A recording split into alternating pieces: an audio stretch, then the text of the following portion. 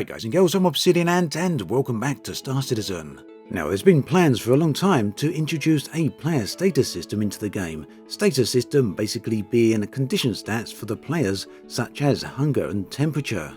The first iteration of this is set to arrive in update 3.9, which is scheduled for this quarter. Yesterday, CIG took to their Spectrum forums for an AMA session to discuss the topic and give people some details on exactly how the new status system will work. In this video, I'm going to do a quick breakdown of that, in addition to discussing what this means for the game, as well as to talk about the community reaction to the changes, which in some quarters has been pretty strong to say the least. So first up, let's take a look at CIG's words on how they describe the new system. Navigate a verse where preparation pays off. With Alpha 3.9 comes V1 of the player system, bringing things like hunger, thirst and temperature sensitivities.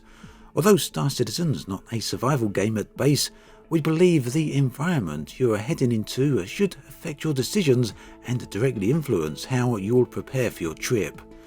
So it's a little difficult to pass through this paragraph, to be perfectly honest, as they state that Star Citizen isn't a survival game, but then go on to describe survival mechanics.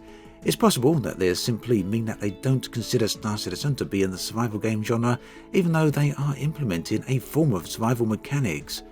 They go on to describe version 1 of the system right here.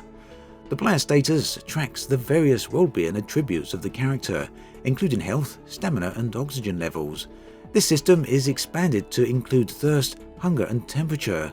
These values will have a knock-on effect for the player stamina and ability.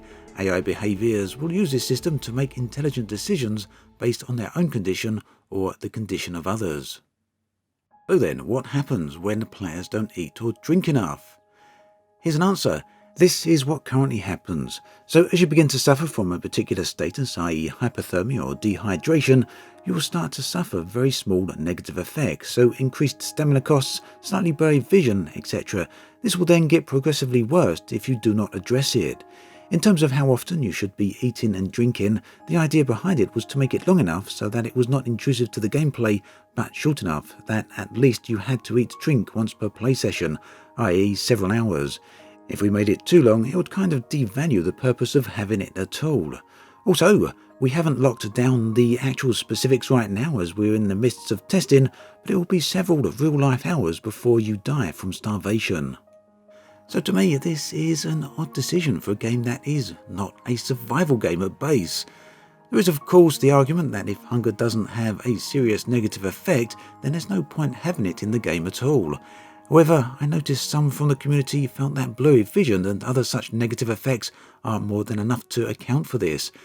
It's also worth pointing out that activities within the game use stamina, and the more strenuous the activities such as running, the more stamina will be used, and this ties in directly to food and thirst or hunger and thirst.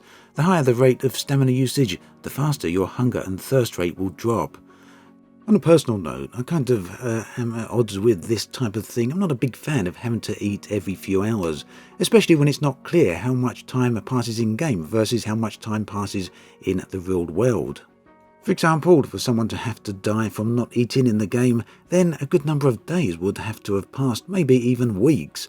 I'm pretty sure time doesn't pass that rapidly inside the game, so it's very illogical. That said, CIG have said that this is the first iteration of the system and it will likely change over time.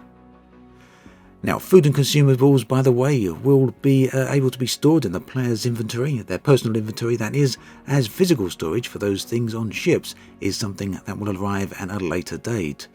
Only sealed food will be storable, of course. Glasses of drinks and other non-sealed food will not be storable. Food and drink, meanwhile, do have buffs, and a drink with the keyword hydration will stave off thirst for a longer period of time. Each type of food or drink item will also have its own rating in this regards, and another note, when logged out, your status will not change. Instead, it will simply be the same when you log back in. Unfortunately, the AMA didn't cover too much beyond that in regards to hunger and thirst, and it left open a number of pertinent questions, such as, can you eat in a sealed spacesuit? I'd imagine probably not, and if not, what do you do when using ships that don't have their own atmospheric environment? Or when you're on planets that have extreme temperatures and you cannot remove your suit? Now, whichever way you cut it, whether you are a fan of this system or not, you cannot deny that it's a pretty huge change for Star Citizen. As such, there's been some fairly strong reactions within the community. For some people, the extensiveness of this system, for example having to eat every few hours, really isn't what they were expecting. Other people, meanwhile, feel that it adds to the game world. Personally, I'm of the opinion that a hunger status gets in the way of gameplay. I'm also of the opinion that having to eat every few hours is illogical, but this will be experimental, and CIG are implementing all of this with a view to adjusting it over time, so we'll just have to see how it all goes.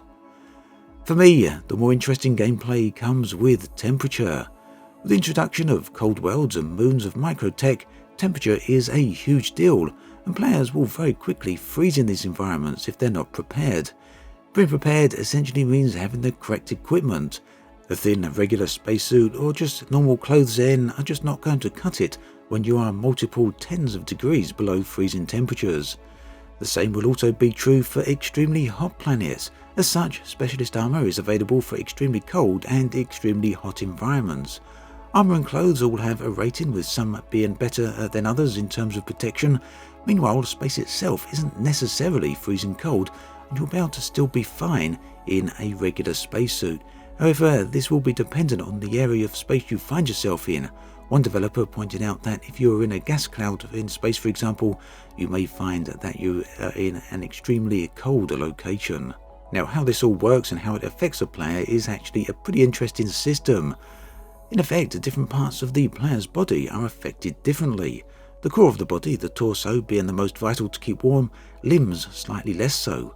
What this means is that a coat offers far more protection in the cold than shorts would.